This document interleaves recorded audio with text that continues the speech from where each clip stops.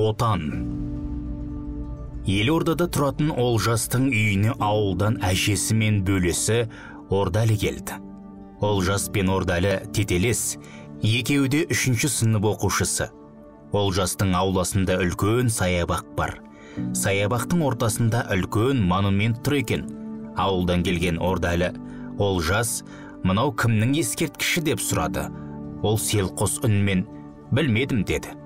Немерелерінің әңгімесін естіп отырған әже: «Шырақтарым-ау, бұл отан ана монументі.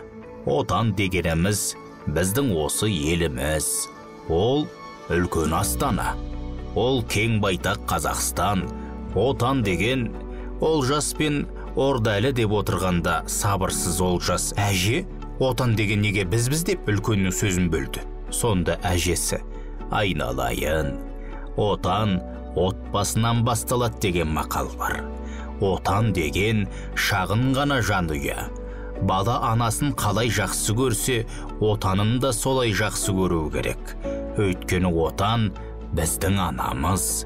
Отанды қорғау азамат парызы» деп немерелердің маңдайынан мейірлене сүйді. Елдос Тоқтарбай.